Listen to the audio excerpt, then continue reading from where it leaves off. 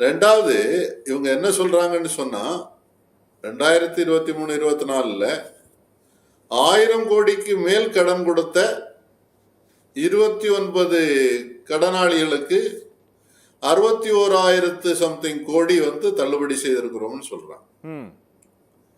அது சொல்லிட்டு என்ன சொல்றாங்கன்னா அவங்களுடைய பேரை சொல்ல முடியாது. 29 பேருன்றது சொல்லலாம்.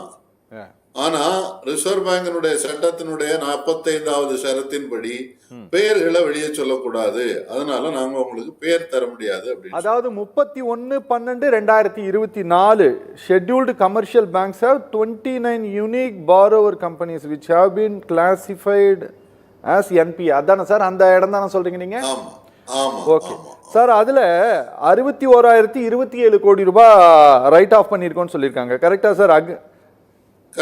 கரெக்ட் தானே சார்? அவுட்ஸ்டாண்டிங். ஆமா. ஓகே சார், எனக்கு என்ன சார் ஆச்சரியம்னா சார், நீங்க இந்த இந்த லாஸ்ட் பேஜ்ல அவங்க கொடுத்துருக்காங்க பாருங்க.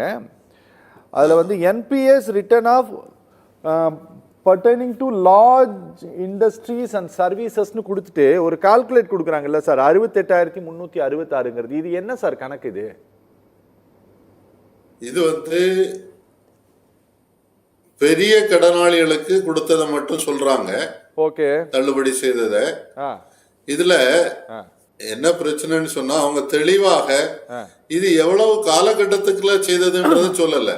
ஓகே, ஆஸ் ஆன் அப்படின்னு சொல்லி விட்டுட்டாங்க.